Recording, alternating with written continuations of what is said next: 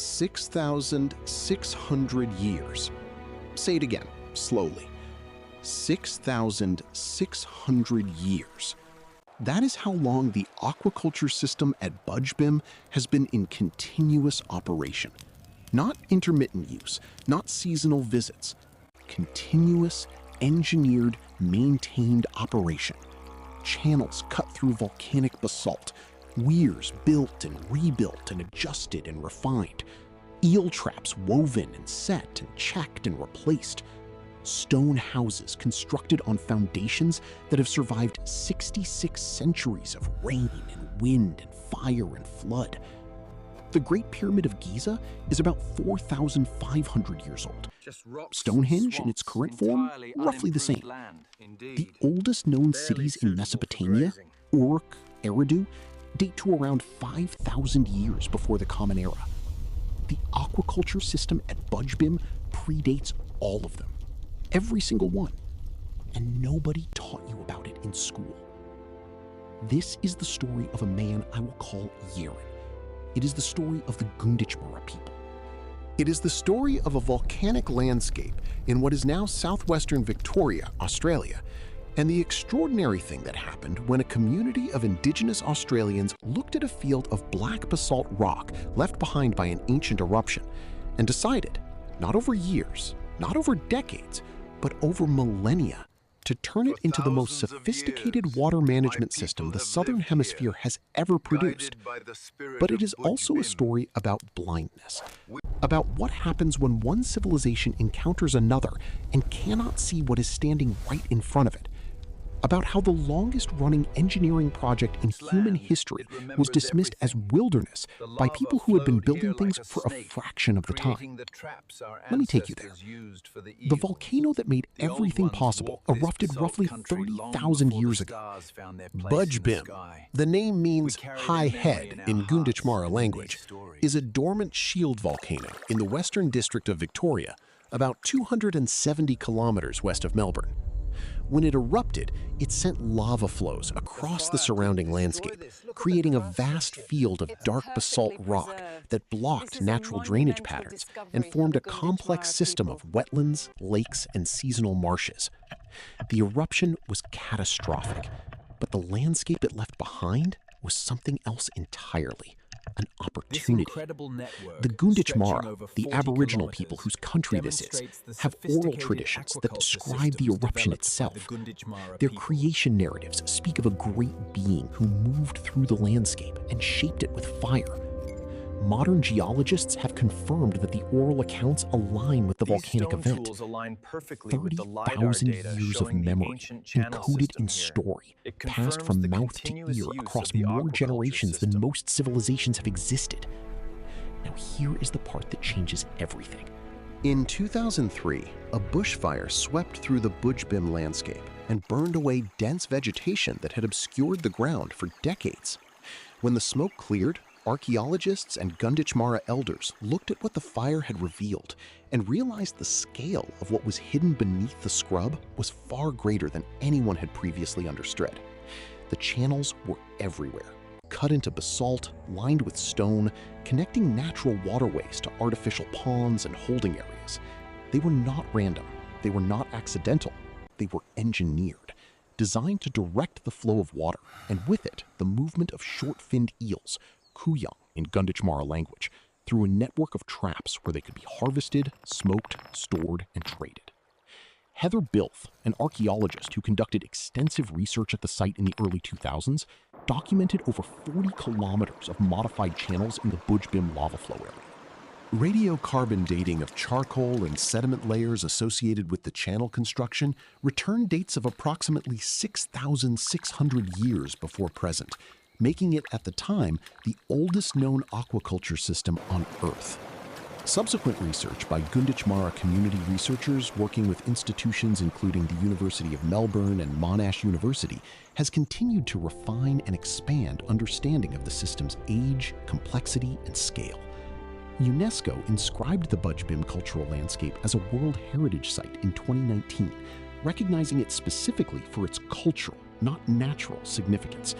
It was the first Australian site to receive World Heritage listing exclusively on cultural criteria related to Indigenous heritage. That is the ground Yaren walks. Picture him, a man in his late 30s, lean and strong, with ochre markings on his forearms and chest that indicate his clan affiliation and his specific responsibility within the community's resource management system.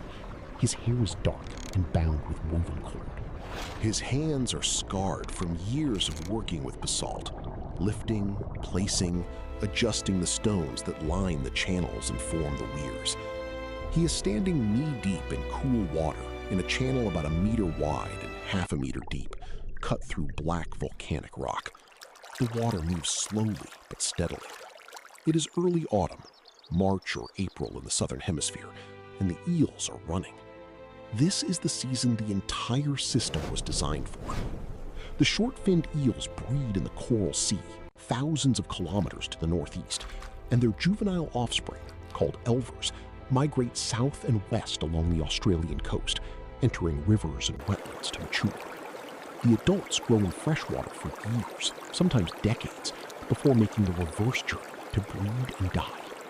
The Gunditjmara did not simply wait for eels to arrive. They managed the entire life cycle. The channels directed water flow to create ideal eel habitat.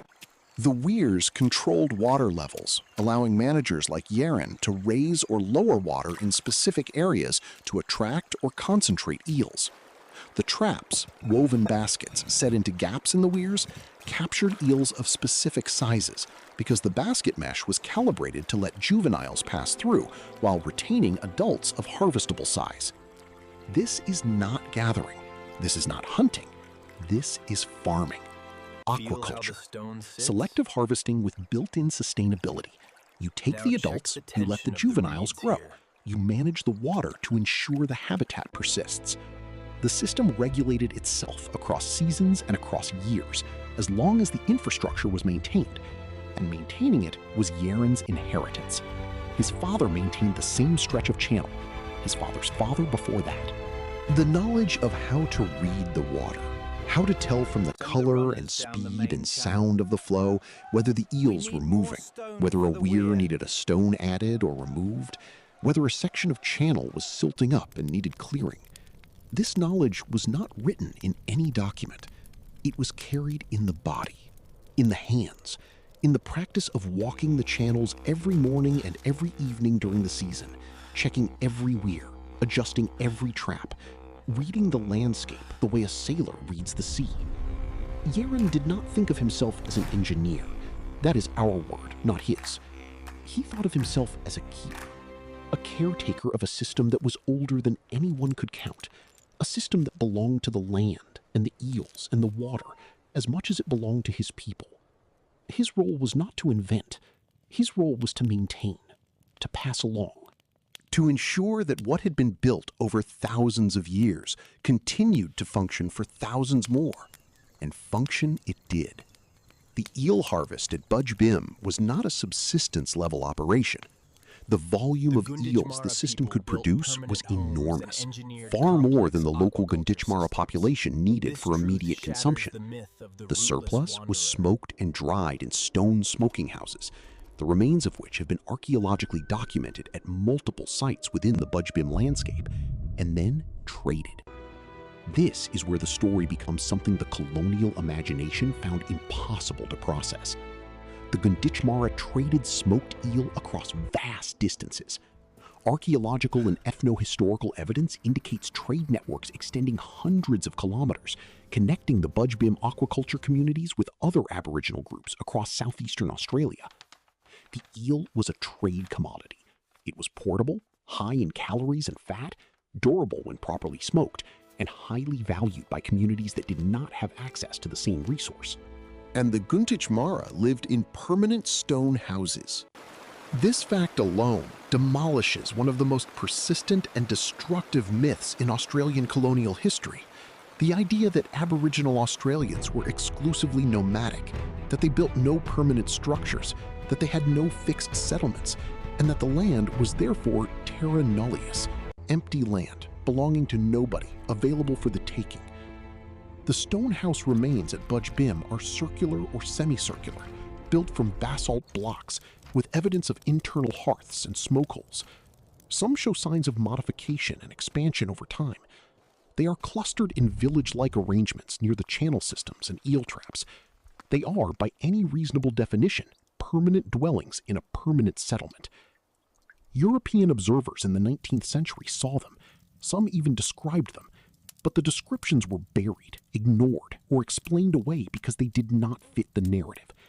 Aboriginal people were supposed to be wanderers, primitives, people without architecture, without agriculture, without the markers of what the European mind recognized as civilization. The channels were dismissed as natural features. The weirs were dismissed as random rock piles.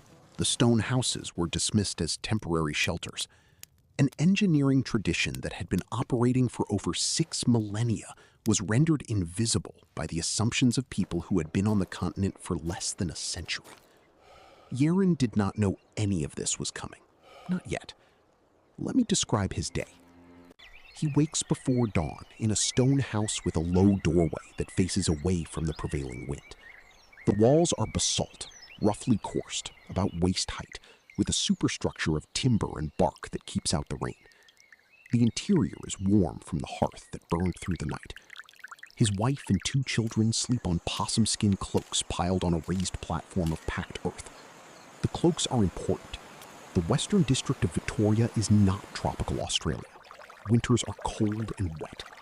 The Gunditjmara wore cloaks made from possum skins, sewn together with sinew, sometimes decorated with incised geometric patterns on the inside of the skin. These were valuable items, traded and inherited. Yeren ducks out through the doorway and stands in the pre-dawn gray. The landscape around him is unlike anything a visitor from another continent would expect of Australia. It is green, lush, wet. The volcanic soil is fertile. The wetlands are full. The air smells of water and earth and eucalyptus. Mist hangs over the channels.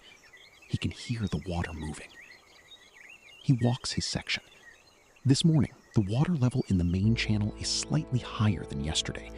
Rain upstream, probably, or a natural adjustment in the outflow from the lake. He reaches the first weir and checks the trap. The woven basket is heavy. He lifts it and finds 8 adult eels inside, thick and dark, coiling over each other. He transfers them to a carry bag made from woven bark fiber. At the next weir, 6 more. At the third, 12. It is a good morning.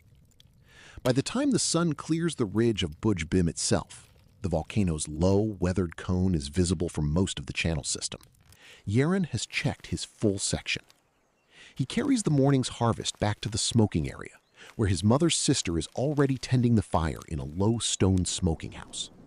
The eels are gutted, split, and laid on wooden racks above smoldering tea tree wood. The smoke preserves the flesh and gives it a distinctive flavor. Properly smoked eels can be stored for weeks, even months. Some of these eels will be eaten today. Some will be stored. Some will be set aside for the gathering. The gathering. This is the event that transforms Budj Bim from a local food production site into a node in a continental network. Several times a year, the Gunditjmara host gatherings, large inter-clan and inter-nation meetings that bring together Aboriginal groups from across the region. These are not simply social events, though they are intensely social. They are economic events, political events, legal events, ceremonial events. People come from hundreds of kilometers away. They bring goods for trade, stone tools, ochre, possum skin cloaks, plant medicines, shell ornaments from the coast, and they come in large part for the eels. The Gunditjmara's ability to produce a reliable, large-scale surplus of smoked eel gave them extraordinary economic and political leverage. They were not a marginal people scraping by in difficult terrain. They were wealthy. They were hosts. They controlled a resource that others wanted, and they managed that resource with a sophistication that ensured it never ran out. Yeren's role during the gatherings was dual. He was a channel keeper, responsible for ensuring the system produced enough to meet the demand. And he was a representative of his clan in the negotiations that accompanied every trade. Who gets how much, at what price, in exchange for what goods, with what obligations attached. These were complex transactions governed by law, kinship, and precedent. I should say that word again. Law. The Gunditjmara, like all Aboriginal Australian nations, operated under sophisticated legal systems. Systems of obligation, reciprocity, land management responsibility, and dispute resolution that had been developed and refined over tens of thousands of years. The European legal fiction of terra nullius did not merely ignore the physical infrastructure of Budj Bim. It ignored an entire legal and political order. In 1992, the Australian High Court's Mabo decision formally overturned the doctrine of terra nullius. In 2007, the Gunditjmara people won a native title determination, recognizing their continuing connection to their country, including the Budj Bim area. The legal fight took decades and required the Gunditjmara to prove in an Australian courtroom that their relationship with the land was real, continuous, and ancient. A requirement that, if you think about it for even a moment, is extraordinary. A people who had been managing the same landscape for 6,600 years were asked to prove to a court that had existed for 200 that they belonged there. But that is later. Return to Yeren. The system was not static. One of the most remarkable aspects of the Budj Bim aquaculture complex is the evidence of continuous modification over millennia. Channels were extended, redirected, deepened, or abandoned as water patterns shifted. New weirs were built, old ones were reconfigured. The system adapted to changing conditions. Shifts in rainfall patterns, changes in vegetation, fluctuations in eel populations, through active, deliberate management. This means that Yeren was not simply maintaining a fixed piece of infrastructure. He was making decisions, engineering decisions. He read the landscape and determined where water needed to go, where it was pooling too deeply, where a channel was losing flow to a new obstruction.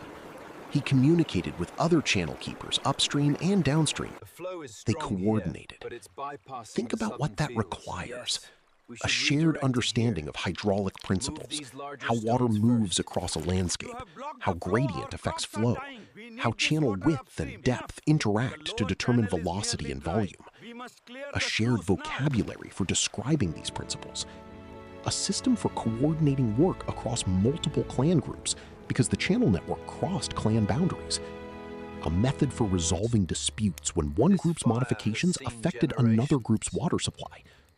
All of this existed, all of it, for 6,600 years, without writing, without centralized authority, without any of the things the Western historical tradition insists are prerequisites for complex social organization.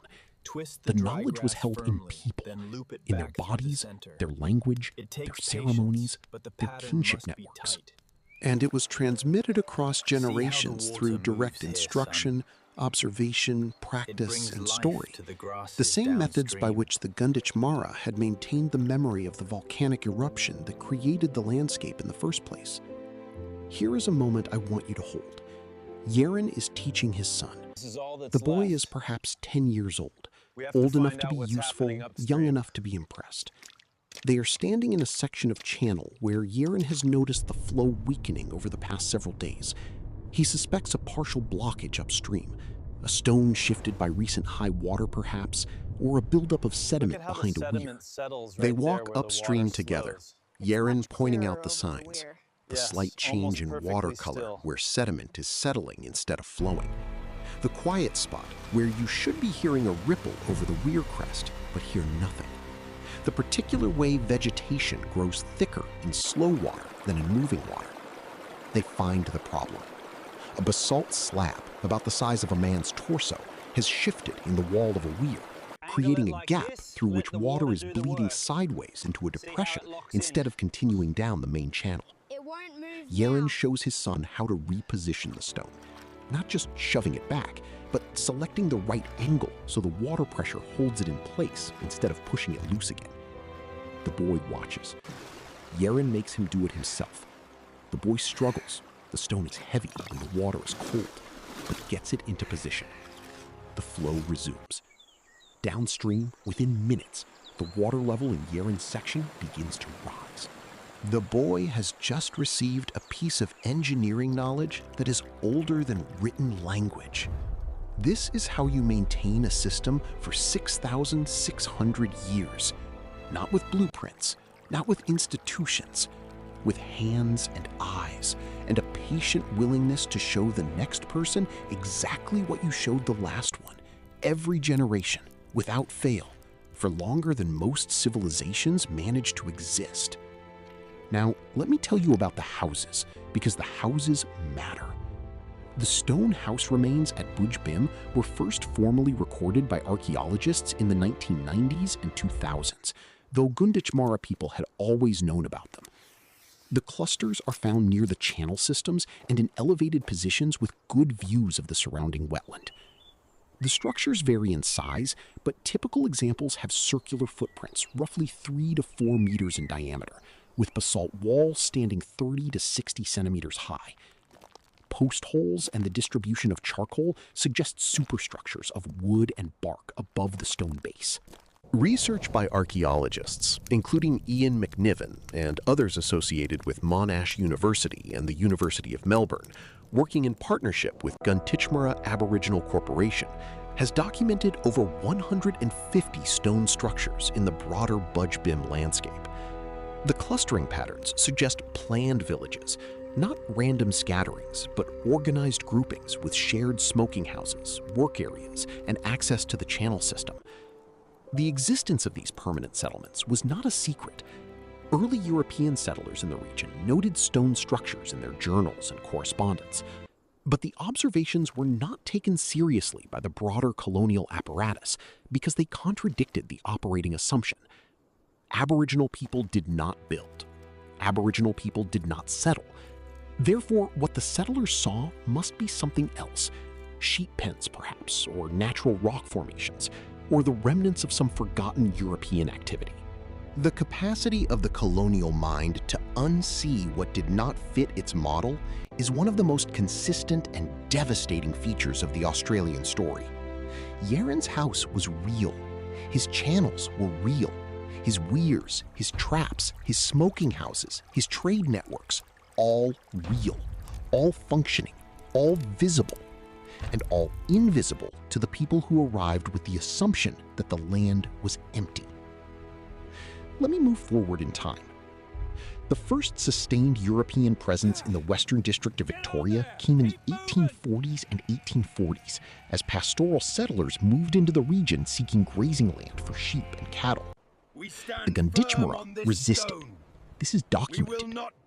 The Umarala Wars, a series of violent confrontations between Gunditjmara warriors and European settlers and colonial police between roughly 1840 and 1863, are among the most significant frontier conflicts in Australian history. The Gunditjmara fought hard. They used their knowledge of the volcanic landscape, the broken terrain, the stone walls, the dense vegetation, to conduct a guerrilla resistance that frustrated colonial forces for over 2 decades. The basalt terrain that had provided the building material for the channel system now provided defensive positions. Stone walls that had been built to manage water were repurposed to manage violence. But the violence was asymmetric. The settlers had firearms, supply lines, and the backing of the colonial state. The Gunditjmara were defending their country with spears, clubs, and their knowledge of ground. The outcome was not in doubt. By the 1860s, the surviving Gunditjmara were confined to missions and reserves. Their access to Budj Bim and the channel system was restricted or eliminated. The infrastructure they had maintained for 6,600 years was abandoned. Abandoned. Not destroyed. The basalt does not rot, does not rust, does not decay. The channels filled with sediment, the weirs were overgrown, the vegetation reclaimed the landscape. But the stones were still there, under the scrub, under the bracken, under the assumption that nothing was there. Yaren was not alive for this. The Yaren I have described existed in the period before contact, the last generations of unbroken channel keeping, the last practitioners of a tradition that stretched back to the Middle Holocene. but his descendants were alive for it. His great-grandchildren, or their equivalent, were the people who were marched off their country and told to forget. They did not forget. This is perhaps the most important part of the story. The Gunditjmara did not forget. Through mission life, through dispossession, through the forced removal of children, the policies of the Australian government that are now formally recognized as the stolen generations, Hold this through wisdom poverty and close to your marginalization heart, and child. deliberate cultural suppression, It is the the spirit of Gunditjmara our held people. on to the knowledge of Budj Bim. The water They knew the flows channels down were there. these channels They we knew the draw weirs here, were there. just like They knew our the stone ancestors houses were built the there. stone They told their traps along children. the river. Their children told their children. When the bushfire of 2003 stripped the vegetation and revealed the scale of the channel system, the Gunditjmara were not surprised. They had been saying it was there all along. The fire simply made the non-indigenous world look. Denise Lovett, a Gunditjmara woman and cultural heritage professional who has been central to the campaign for Budj Bim's recognition, has spoken publicly about this. The frustration of knowing your country holds evidence of one of the oldest and most sophisticated engineering traditions on Earth, and being told by outsiders that it doesn't exist. The fight for recognition was not a fight to discover something new. It was a fight to make the existing evidence impossible to ignore. The UNESCO inscription in 2019 was a milestone, but it was not the end. It was a point in a much longer story, a story that, for the Gunditjmara, has no beginning and no end, because the country itself is the story, and the country does not stop. I want to return to Yeren one more time. It is evening. The eel season is at its peak. Yeren has spent the day adjusting weirs in a section of the system that has been underperforming. The water level dropped after a dry spell, and the eels were bypassing the traps by finding alternative routes through natural channels in the basalt. He solved the problem by placing a line of stones across the alternative routes, forcing the water and the eels back into the main channel. It took him most of the afternoon, working in cold water with heavy rock, and his hands are raw. He sits now by a fire in front of his house. His wife is inside with the younger child. His son, the one he taught to reposition the weir stone, is sitting beside him, eating smoked eel wrapped in a leaf. The fire is small but steady, burning tea tree wood that his wife's sister collected that morning. The landscape around them is dark. The wetlands extend in every direction, reflecting the last light of the sky. The sound of water moving through the channels is constant, a low, continuous murmur that Yeren has heard every day of his life, and that his ancestors heard every day of theirs, back through 600 generations, to the people who first looked at the lava field and saw possibility. He does not think of himself as part of a tradition that is 6,600 years old. He does not count years the way I am counting them for you. He thinks of himself as someone doing what his father did, what his father's father did, what has always been done. The channels have always been there. The eels have always come. The work has always needed doing. That is the shape of the world. But here is what he also knows, in a way that is deeper than words.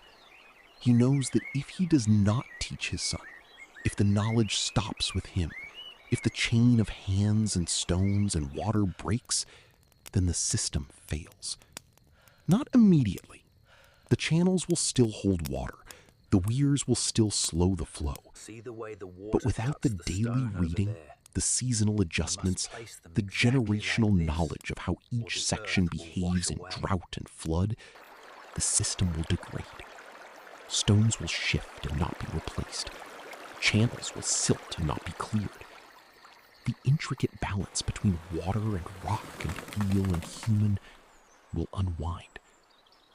He does not know that this unwinding is coming.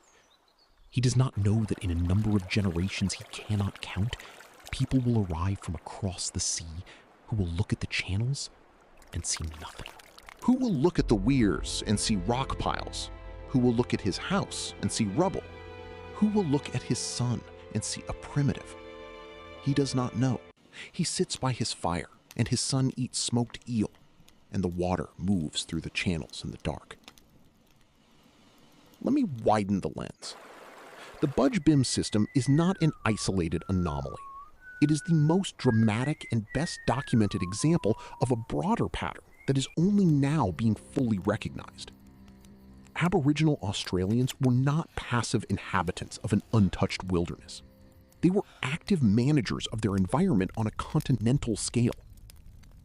The concept of fire stick farming, the deliberate use of controlled burning to manage vegetation, promote new growth, control animal movement, and maintain landscape health, has been studied and documented extensively since the work of archaeologist Rhys Jones in the 1960s and 1970s. Aboriginal fire management shaped the Australian landscape so profoundly that the vegetation patterns observed by early European explorers were, in many regions, the product of thousands of years of deliberate human intervention, not natural wilderness. But Budj Bim goes beyond fire management. It is infrastructure, physical, permanent, labor-intensive infrastructure. Stone channels, stone weirs, stone houses, built and maintained over a timescale that dwarfs the lifespan of most civilizations. The system required coordinated labor, specialized knowledge, intergenerational transmission of skills, surplus production, trade, and governance. It required, in other words, everything that the Western world has traditionally demanded as proof of civilization. And it existed on a continent that the Western world declared uncivilized. The implications of Budj Bim are not academic. They are not theoretical. They are practical and urgent. If a people can engineer and maintain a complex aquaculture system for 6,600 years without depleting the resource, without degrading the environment, and without requiring centralized authority or coercive power, then that system contains knowledge that the modern world, which is struggling to manage its fisheries, its water systems, its landscapes, and its food supply on timescales measured in decades, not millennia, desperately needs. The Gunditjmara are not a museum exhibit. They are not a case study. They are a living people with living knowledge, and the system at Budj Bim is being restored.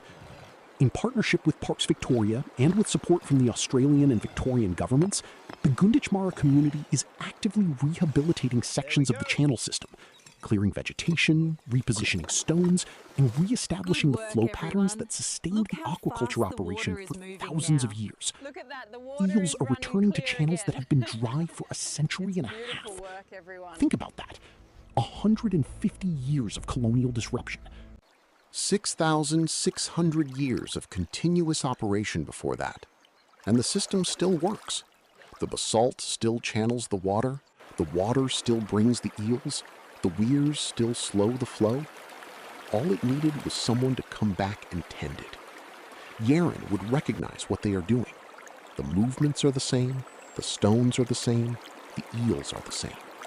The knowledge, scarred and interrupted but not broken, is the same. Let me give you one final image. The year is 2019. A delegation of Gunditjmara elders and community leaders is in Baku, Azerbaijan, attending the 43rd session of the UNESCO World Heritage Committee. They are there to witness the vote on the nomination of the Budj Bim cultural landscape. The nomination has been years in preparation. The documentation runs to hundreds of pages. The evidence is overwhelming. The committee votes. Budj Bim is inscribed. In Baku, the Gunditjmara delegation celebrates. In Victoria, Australia, at Budj Bim itself, community members gather at the channels. The water is still flowing. The eels are still running. The basalt, dark and dense and enduring, is still holding the shape that human hands gave it 6,600 years ago. Nobody has to prove the system exists anymore. The world has agreed. But here is the thing the Gunditjmara know, and that Yeren knew, and that every channel keeper before and after him knew. The system did not need the world's agreement to exist. It existed because the work was done. Every day, every season, every generation, stone by stone, weir by weir, eel by eel, hand over hand, for 6,600 years. The UNESCO inscription is important. The native title determination is important. The archaeological research is important. But none of it made the system real. The system was always real. It was the world that was slow to see. 66 centuries. Say it one more time. 66 centuries. The pyramids are young by comparison. Stonehenge is young by comparison. Rome, Athens, Babylon, children. And in the volcanic wetlands of southwestern Victoria, the water is still moving through channels lined with basalt, cut by hands that knew exactly what they were doing, maintained by a people who never stopped knowing. And the eels are still coming, and the stones are still holding, and the fire in the smoking house is still burning. 6,600 years, the longest engineering project in human history, and it is still running. Right now, today, as you listen to this, the water is moving, the eels are running, the stones are holding. 66 centuries and counting.